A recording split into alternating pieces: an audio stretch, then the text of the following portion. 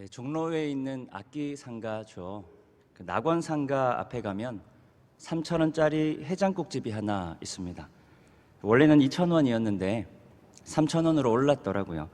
일반적인 식당과는 조금 다른 모습이라 코로나 이전에는 1년에 두세 번 정도 가서 밥을 먹곤 했는데요. 며칠 전에 오랜만에 한번 다녀왔습니다. 식당에 들어가면 다소 지저분해 보이는 통나무 식탁 위에 수저통이 하나 놓여 있습니다. 식당에는 수염이 덥수룩한 아저씨들과 또 제법 지쳐 보이는 분들께서 3,000원짜리 해장국 그리고 3,000원짜리 막걸리로 점심을 해결하는 모습을 볼 수 있습니다.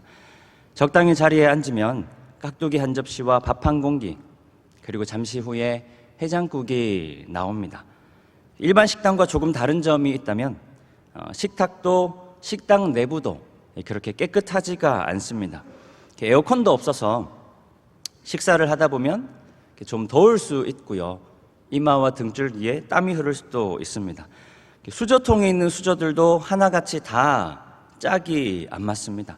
또 먹다 보면 모르는 사람이 당연한 듯 해장국을 들고 제가 앉은 식탁에 앉아서 밥을 먹기도 합니다. 제가 굳이 이따금씩 그곳에 가서 밥을 먹는 이유이기도 한데요. 거기서 밥을 먹고 있으면 이런 생각을 하게 됩니다. 우리가 10,000원 남짓한 돈을 내고 식사를 하면서 누리는 것들이 있죠. 깔끔한 식당과 친절한 서비스, 그리고 더운 여름철에 시원한 공기와 좁지만 식사 시간만큼은 방해받지 않는 4인 식탁의 작은 공간들도 어쩌면 당연한 것이 아닐 수도 있겠다. 우리가 당연하게 여겨왔던 것들도 오늘 설교의 제목처럼 think, 생각해보면 thank, 감사한 것일 수 있겠다. 시인 나태주 씨가 행복에 대해서 노래합니다. 저녁에 돌아갈 집이 있다는 것, 힘들 때 마음속으로 생각할 사람이 있다는 것, 외로울 때 혼자서 부를 노래가 있다는 것, 그것이 행복이다라는 겁니다. 마찬가지로 우리는 감사에 대해서 이렇게 고백해야 합니다. 바쁜 일상이 우리를 지치게 하지만 저녁에 돌아갈 집이 있음에 감사합니다. 삶이 힘들고 고단하지만 생각해보면 함께 나눌 수 있는 사람들 있음에 감사합니다. 때때로 사무치는 외로움이 찾아올 때 있지만 하나님 늘 내 곁에 계시니 감사합니다. 외로운 신앙 순례길 함께 예배할 수 있는 이들 있으니 감사합니다. 매주일마다 담임 목사님 통해서 하나님 말씀 주시니 감사합니다. 연약해질 때마다 하나님 말씀 붙들고 살아가게 하시니 감사합니다. 주님 주신 생명, 주님 주신 오늘 하루의 삶이 하나님 감사합니다. 이렇게 또 감사할 수 있으니 또한 감사합니다. think, 생각할수록 thank, 제가 발음은 안 좋지만 감사한 것 뿐입니다. 감사를 뜻하는 단어 thank가 본래 think, 생각이라는 개념에서 출발했다고 합니다. 내가 당신을 생각하고 있고 내 마음이 여전히 당신을 염두하고 있다라는 의미가 감사로 발전한 것입니다. 고로 감사는 내가 하나님을 생각하고 있다는 것, 내가 하나님의 신실하심과 선하심을 염두하고 있다는 것에 대한 고백입니다. 비록 내 기준에 못 미친다 하더라도 때때로 막막한 삶이 내 앞을 가로막고 있다 할지라도 나는 나를 향한 하나님의 호의, 하나님의 선한 의도를 생각하고 있습니다. 하나님 방식이 내 방식과는 조금 다르다 할지라도 그럼에도 나는 나를 향한 하나님의 신실하심을 알고 있습니다. 그렇기 때문에 생각해보면 감사할 수밖에 없습니다. 만약 우리가 감사하지 못한다면 우리는 우리의 믿음을 의심해 보아야 합니다. 창세기 3장에는 아담과 하와의 이야기가 나옵니다. 하나님 창조하신 에덴 동산에서 모든 것을 누릴 수 있었던 아담과 하와는 자신들이 누릴 수 있는 것에 집중하지 않았습니다. 오히려 자신이 누릴 수 없었던 단 한 가지 그것에 집중했습니다. 바로 선악과입니다. 자신이 누릴 수 있었던 수많은 것들은 다 외면한 채 누릴 수 없는 한 가지로 인해 감사를 잃어버렸습니다. 그 결과는 바로 죽음입니다. 영적 생명이 끊어지는 거죠. 그러니까 감사하지 못하는 인생은 영적 생명을 보장받을 수 없습니다.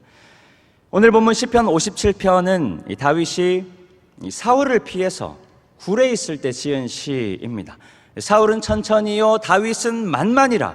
불과 얼마 전까지만 해도 다윗은 민족의 원수 골리앗을 쓰러뜨린 많은 사람들의 민족 영웅이었습니다. 그런데 지금은 자신을 죽이려는 사울을 피해서 도망다니는 도망자 신세입니다. 오늘 다윗이 숨어있는 굴에 대해서 어떤 학자들은 아둘람 굴이라고 하기도 하고 또 어떤 학자들은 엔게디 굴이라 하기도 합니다. 어떤 굴이든 다윗은 목숨을 걸고 도망하는 신세이고 그런 중에도 자신을 의지하고 있는 많은 사람들과 함께하고 있습니다. 사무엘상 22장은 그 상황을 이렇게 묘사합니다. 사무엘상 22장 2절 말씀 함께 읽겠습니다. 환난당한 모든 자와 빚진 모든 자와 마음이 원통한 자가 다 그에게로 모였고 그들의 우두머리가 되었는데 400명 가량이었더라.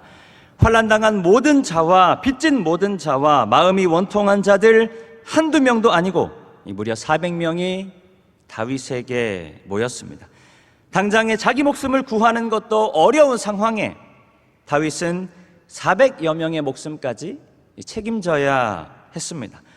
생각해보면 다윗은 특별히 잘못한 것도 없고 나라를 위해서 또 하나님을 위해 목숨 바쳐 헌신한 것밖에 없는데 대역 죄인이 되어 도망하고 있는 신세입니다. 게다가 자기 몸 하나 간수하기 어려운데 다윗을 바라보는 수많은 사람들까지 목숨을 내어놓을 듯 삶의 고단한 짐을 짊어지고 사는 마치 우리의 인생을 바라보는 것 같습니다.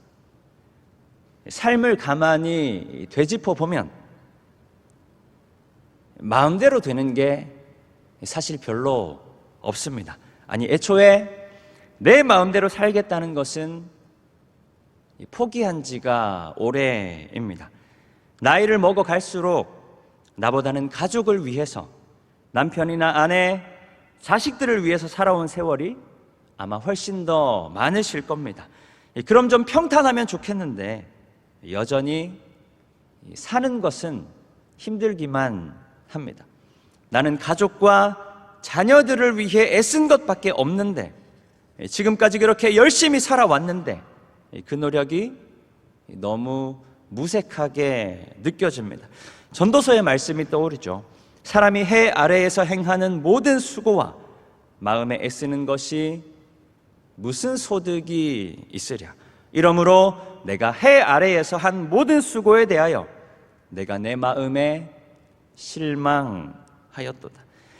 내가 이 정도 노력했으면 나를 좀 알아주면 좋을 텐데 남편도 아내도 내가 노력한 만큼 아니 그 반만이라도 나를 좀 인정해주면 좋을 텐데 자식들은 또 왜 이렇게 말을 안 듣는지 자기 혼자 컸다고 생각하는 건지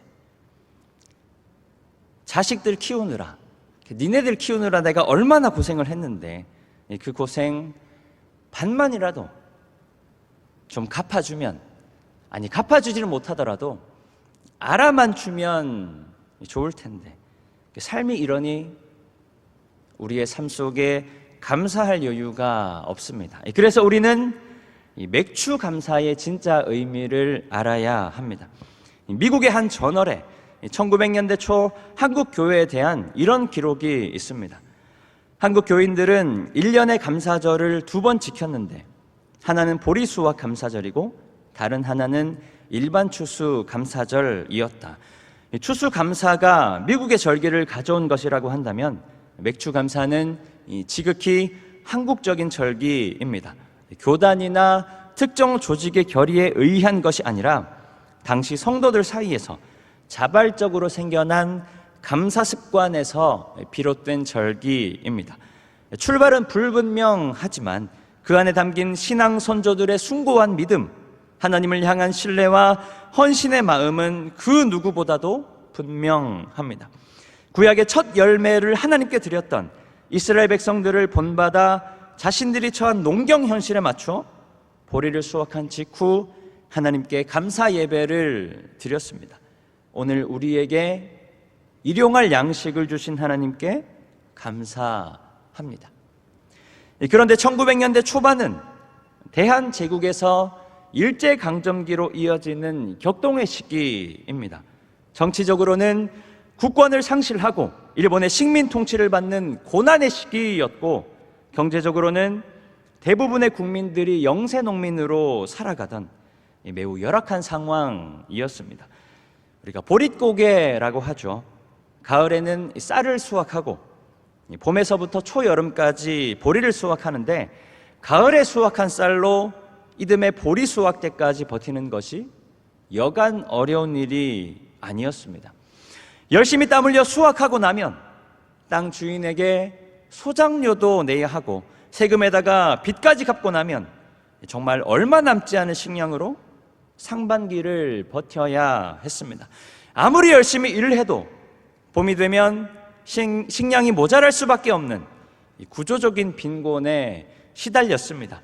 그래서 풀뿌리나 나무 껍질로 끼니를 연명하는 사람들도 있고, 그것조차 없어서 굶어 죽는 사람도 부지기수였다고 합니다. 그렇게 힘든 보릿고개를 겨우 넘어서면 풍족하지는 않지만 보리 수확으로 그나마 끼니를 연명할 수 있었습니다. 그러니까 맥추감사는 삶의 가장 깊은 빈곤을 경험한 사람들이 인생의 가장 곤하고 배고픈 시기를 지나오게 하신 하나님께 드리는 감사입니다. 가진 것 아무것도 없지만 생각해보니 이 생명 지켜주신 하나님 감사합니다. 요즘 직장인들의 가장 빈곤한 시기가 월급 직전이라고 하죠. 그렇다고 월급날이 되면 풍족해지느냐? 그렇지도 않습니다. 요즘은 월급이 통장으로 들어오는 게 아니라 지나간다고들 이야기하더라고요. 한 달 동안 아무리 열심히 일해도 통장에 돈이 남아있는 건 정말 찰나와 같은 순간뿐입니다. 공과금 나가야 하죠. 각종 세금의 대출이자 보험료에 애들 교육비까지. 그래서 요즘에는 돈이 굉장히 바쁘시다고 이야기합니다. 얼마나 바쁘신지 내 통장에 머무를 새가 없습니다. 그러다 보니 월급날이 되어도 찾아오는 것은 감사보다는 오히려 허무입니다. 그렇게 노력했는데 손에 쥐어지는 게 아무것도 없구나. 돈으로 무언가를 판단하는 게 익숙해져 있다 보니까 가끔은 이렇게 사는 내가 너무 보잘것없는 존재로 여겨지기도 합니다. 그런데 맥추감사는 그런 게 아니라는 거죠. 풍족해서 감사하는 게 아니라, 삶의 문제가 다 해결되어서 감사하는 것이 아니라, 그래도 인생의 힘든 시간을 지나오게 하신 것에 감사하는 겁니다. 혹여나 지금이 가장 힘들게 느껴진다면 다가올 시간들은 덜 힘들게 인도하실 하나님 앞에 감사하는 겁니다. 가진 것 아무것도 없다 하더라도 오늘을 살아가게 하신 것에 감사하는 겁니다. 지금 내게 없는 것에 집중하는 것이 아니라 내가 가진 것 많지 않아도 그럼에도 하나님 내게 허락하신 것에 집중하여 think, 생각해보니 thank, 감사한 것 뿐이더라. 다윗이 그랬습니다. 자신에게 없는 것에 집중하지 않고 자신이 처한 상황에 매몰되지도 않았습니다. 힘들고 어려운 상황이지만 오히려 자신의 삶 가운데 함께 하시는 하나님께 집중했습니다. 그래서 다윗은 생사의 기로에서도 이렇게 고백합니다. 시편 57편 7절과 8절 말씀 함께 읽겠습니다. 하나님이여, 내 마음이 확정되었고 내 마음이 확정되었사오니 내가 노래하고 깰지어다. 비파야 수금아 깰지어다. 내가 새벽을. 사울은 천천히요, 다윗은 만만이라. 과거의 영광 다 사라지고 목숨도 장담할 수 없는 막막한 상황이지만, 그럼에도 하나님 노래할 수 있는 생명 있음을 고백하며 힘든 상황 가운데 자칫 흔들릴 수 있는 자신을 오히려 다윗은 더 채찍질합니다. 나는 내 마음을 하나님께로 확정했으니 내 영혼아 내 영광아 깰지어다. 비파야 수금아 깰지어다. 내가 새벽을 깨우리로다. 비록 내일을 보장받을 수 없는 상황이지만 그럼에도 살아있는 오늘로 말미암아 다윗은 하나님께 감사합니다. 오늘 본문 9절 말씀 함께 읽습니다. 주여, 내가 만민 중에서 주께 감사하오며 뭇 나라 중에서 주를 찬송하리이다.